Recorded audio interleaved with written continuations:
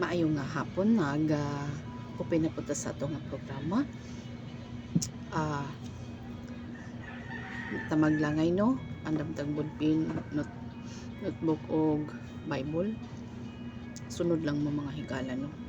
Nagyong diri sa title, A Time of Recreation. Atong basahon. Survival through the end of the present corrupt world is a grand prospect. We long to get away from the injustices, the greed, and the violence of this world, but something else makes it even more desirable that we survive. What is it? The fact that all who become part of the new earth will also have opportunity to be liberated from their own imperfections, from sickness and a life of pain, yes, even from death. So ato ning mahibalan arta sa Revelation 21, chapter 21, Revelation chapter 21, verse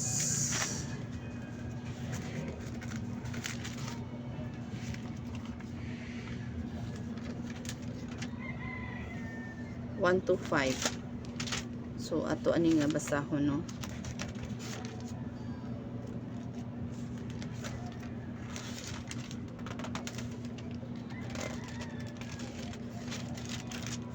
Isa.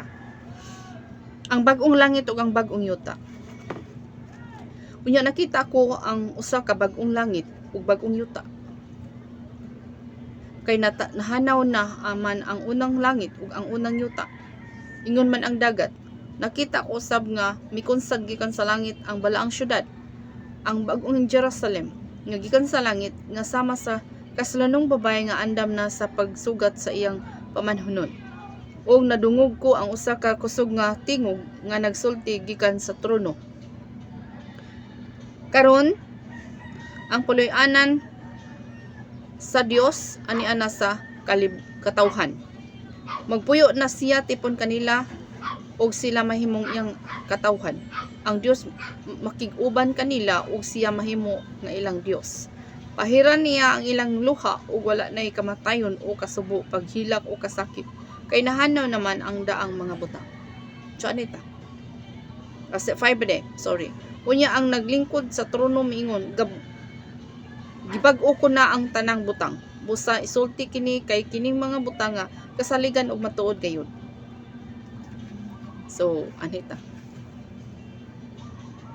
Recreation. Gitawag siya ingon ba?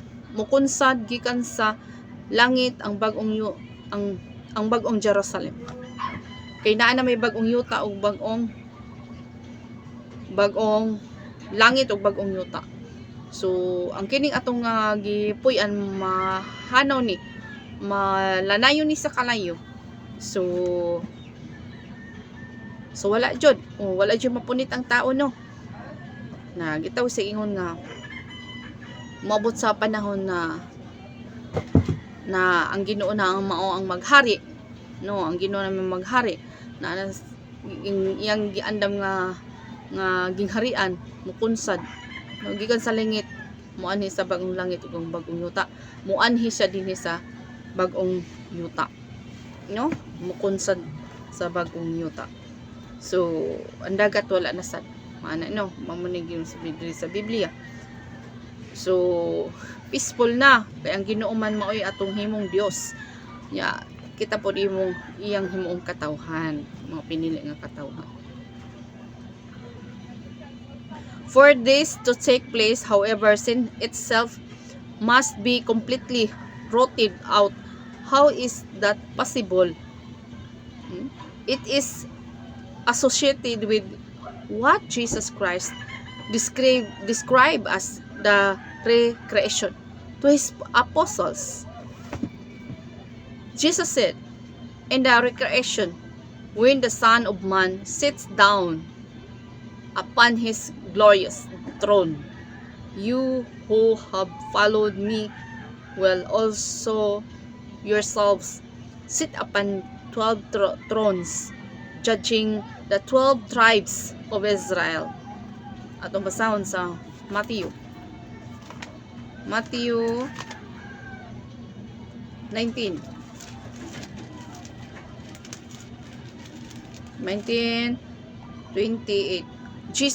Si Jesus mingon kanila, isulti ko kini kaninyo.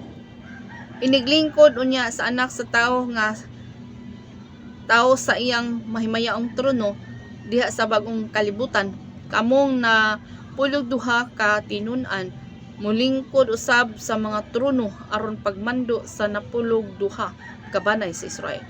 So muna gi-promise si Ginoo sa mga Israelites katong 12 tribes, katong 12. Basahon ako balik. Jesus mingon kanila, isulti ko kini kaninyo, iniglingkod unya sa anak sa tao sa iyang mahimayaong trono diha sa bagong kalibutan, kamong napulog duha ka tinun-an, no? Napulog duha ka tinun-an mulingkod usab sa mga trono aron pagmando sa napulog duha ka banay sa Israel, no? Sa 12 tribes. So mumando ni siya. The recreation will be a time of generation, a time when all is made new, as other Bible translations express it. The emphasized Bible by Rotherham, the Jerusalem Bible. By means of this recreation, it will be possible for humans to enjoy again the perfection that mankind had at the start because of sin inherited from Adam. All of his offspring have had to die, and many have suffered, no? Grievous sickness leading to death. So gitawag sig ingon ba nga pinaagi sa sala o sa sala ni Adan, no? Ang tanan jud because of it, no? Nikuan gid siya og kamatayon, no? Sa pagkasala ni Adan. Pero glory to God na naay ni ato basahon diri sa Romans 5. Unsay ingon diri sa Romans 5?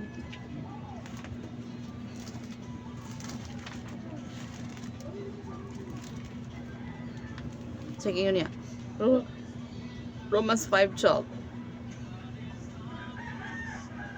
Miabot sa kalibutan ang sala pinagi sa usa ka tawo ug ang sala nagdalag kamatayon.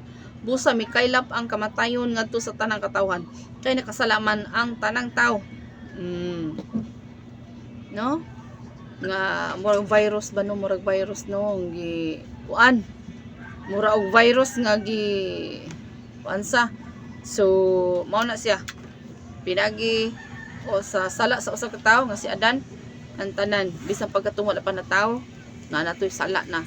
Na natoy gitawag sig ingon ba napanunod bitaw, napanunod. Napanunod. Yeah. No exemption from death could be both with money, both with money. No works of which in imperfect human was capable could earn a release for himself or any else. Divine justice required that if mankind was to regain the opportunity to enjoy eternal life, a sacrifice must be offered equal in value to what Adam lost, namely perfect human life. None of Adam's offspring had such a life to offer. Arita sa Salmo. Check ingon diri.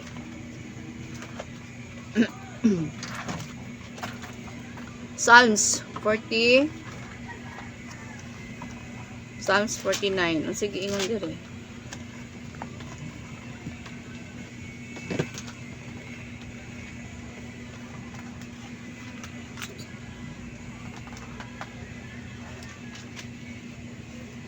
Psalms 49, 7-9. Ang tao dili gayon makalukat sa iyang kaugalingon. Dili niya mapalit sa Dios ang iyang kinabuhi. Amen. Sa ganito, dili mapalit sa tao ang iyang kinabuhi ngadto sa Ginoo. Kay mahal man kaayo ang kinabuhi sa tao, mahal ang kinabuhi sa tao. Walay igong salapi nga iyang ikabayad aron mabuhi siya hangtod sa kahangturan. Ang dili mahiadto sa lubnganan aron siguro nino. O dili mahiadto sa lubnganan. So, klaro akong basahan og balik ka. Ang tao dili gayon makalukat sa iyang kaugalingon. Dili niya mapalit sa Dios ang iyang kinabuhi. Kay mahal man kaayo ang kinabuhi sa tao. Walay igong salapi nga iyang ikabayad aron mabuhi siya hangtod sa kahangturan. Og dili mahiadto sa lubnganan. Og dili mahiadto sa lubnganan. So, ing ana no? Ing ana. So, salamat kay sa Ginoo na nga wala gyoy mo ning ingon kun ang kinabuhi pay bayran. No? Mingon lang ta 10,000. Ibutang ta 10,000. So, dili gyud ta makabayad. No? Nakaron-karon na yung bayaran kinabuhi. O di ta kabayad. Ang makabayad yan ano, katurang mga mayaman. Mga drug lord. Mo na sila makabayad. Kasi sila may kwartahan. Pero nag-iyon dili mapalit ang kinabuhi. Hello. Dili mapalit ang kinabuhi. Amen ba? So, dili mapalit ang kinabuhi. Walay salapi nga ikabayad. So, the recreation, saan to? Psalms. Okay.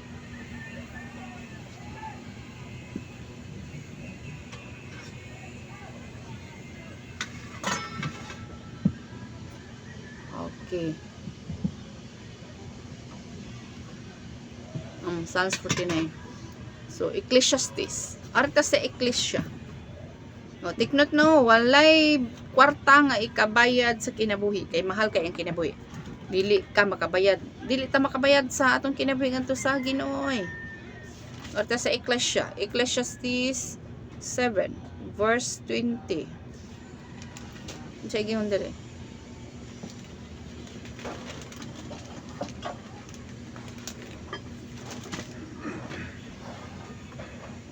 Dinhi sa kalibutan walay tawo nga nagbuhat kanunay og matarong og dili gayud masayop. Unsa gino? Dinhi sa kalibutan walay tawo nga nagbuhat kanunay og matarong. Hello. Ato nin kuanon? Tukion. Walay dinhi sa kalibutan walay tawo nga nagbuhat kanunay og matarong. O dili gayud masayop. So masayop gid kita. No, masayop gid kita. So kanang dili pud tinuyo. Kanang dili ba nimo kuan? No. Salamat kay sa Ginoo. Mercifully, Jehovah himself made the needed provision by sending his only begotten son Jesus to earth as a perfect human to lay down his life as a corresponding ransom. No? Ransom no? Si Jesus Christ. 1 Timothy.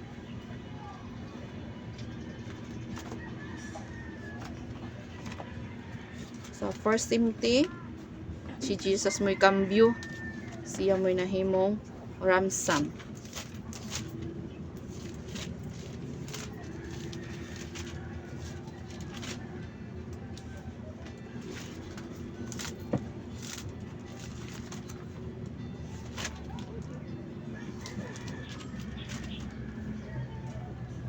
1 Timothy chapter 2 verse 5 to 6. Sige ngon diri. Kay may usa lamang ka Dios ug usa lamang ang naghiusa sa Dios ug sa mga tawo. Siya mao ang tawo nga si Kristo Hesus. Gitugyan niya ang iyang kaugalingon aron sa paglukat sa tanang tawo. Kini ang kamatuoran nga luwason sa Dios ang tanang mga tawo sa gitagal nga panahon. So, mao na siya no. Gitagal nga panahon, rescuehon ta sa Ginoo. No? Rescuehon ta sa Ginoo. What a magnificent demonstration of underserved kindness and of God's love for humankind. The life that is possible as a result is not something that we can earn like wages, but is a gift from God. However, it is given only to those who genuinely recognize their need of this divine provision, exercise faith in it, and demonstrate that faith by obedience to God's Son. Romans 6:23. Kay ang bayad sa pagpakasala mao ang kamatayon. Apan ang gasa sa Dios mao kinabuhing walay katapusan nga anaa kang Kristo Hesus nga atong Ginoo. No? Ang bayad sa sala mao kamatayon, kamatayon sa kalag. Pero kay ang bayad sa sala, kay ang bayad sa pagpakasala mao kamatayon. Apan ang gasa sa Dios mao ang kinabuhing walay katapusan. So ang bayad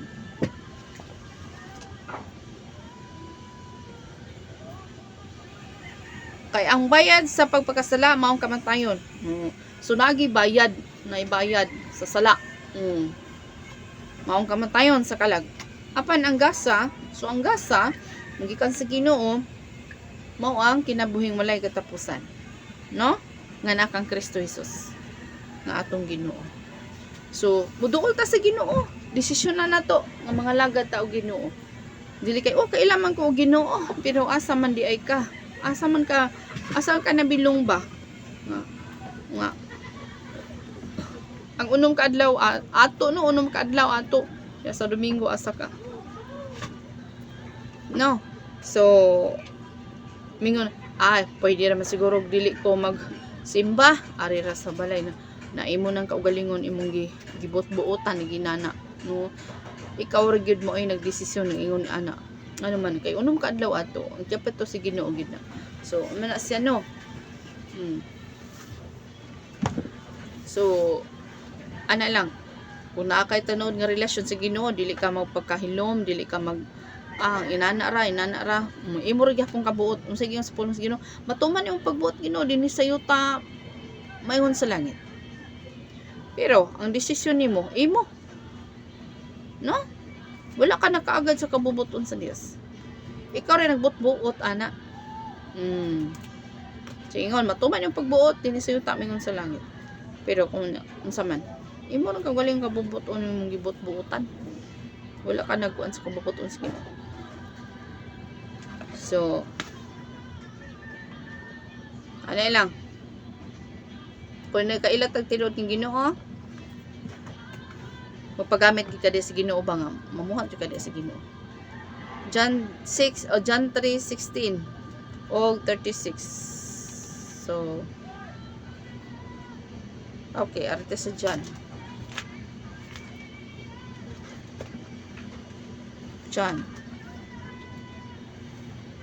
6:23.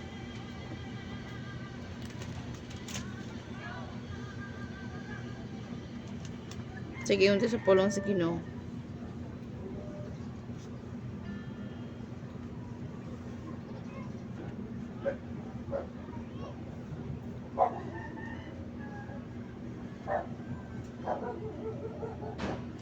Hinoon ditoy ubang sakayan gikan sa Tiberias nga nanunggo diol sa dapit diin ang mga tawo mo'y kaon sa pan tapos makapasalamat sa Ginoo. Sapagkat matikod sa mga tawo nga wala didto si Jesus ug ang iyang mga tinun-an nanakay sila sa mga kasakyan nga didto sa nangadto sa Capernaum aron pagpangita kaniya. Pangitaon na tong Ginoo. No? So pangitaon na tong Ginoo, dili kay nga kailan na bitong Ginoo ko so pangitaon na tong Ginoo. Sama ni ani, nangita sila sa Ginoo. No? Okay. 16. Arita sa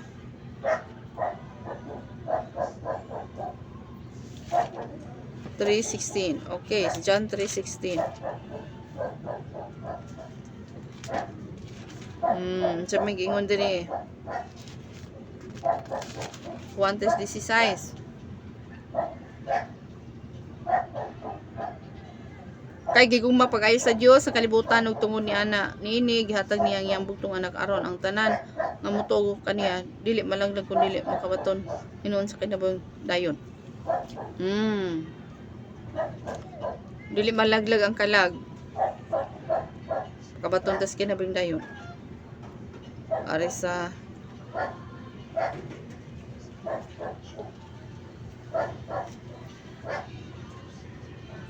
36. Ang mutuo sa anak may kinabuhing dayon, apan ang dili mutuo sa anak dili makabaton sa kinabuhing dayon.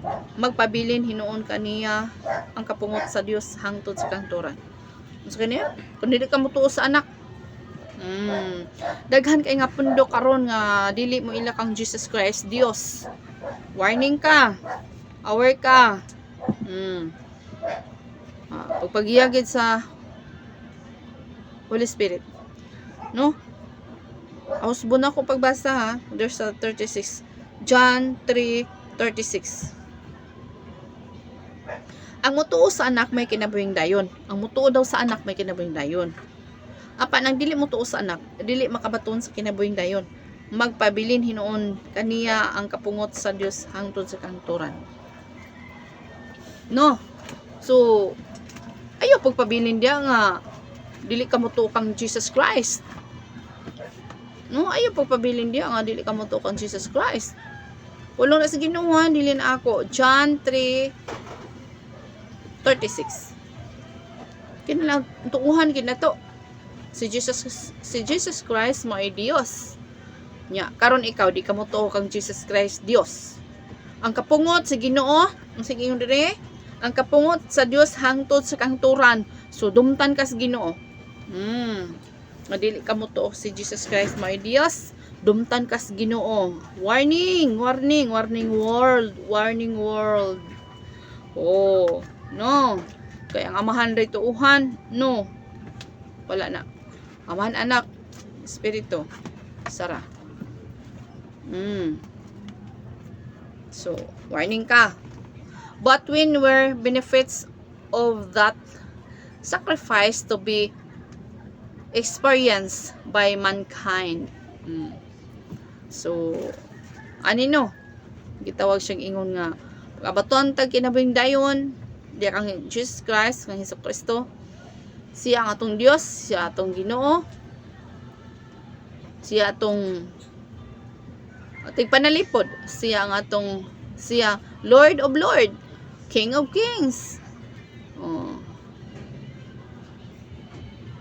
My Redeemer, my refuge, my healer, King of Kings, Lord of Lord, si Jesus Christ. Amen. So, warning. Kinalan mo tuod jud ka kang Jesus Christ Dios. Siya ang Ginoo, siya ang tagiyas tanan. Siya ang creator. Siya ang tagiyas imong kinabuhi, sa akong kinabuhi. Siya ang tagiyas tanang butang ning kalibutan na. Siya ang tagiyas universo. Yang ano di mo kamto. Maniging dia. Warning ka. Ang kapungot, kung di ka mo tuo kang Jesus Christ, mang Dios, ang anak, di ka mo tuo ni anak.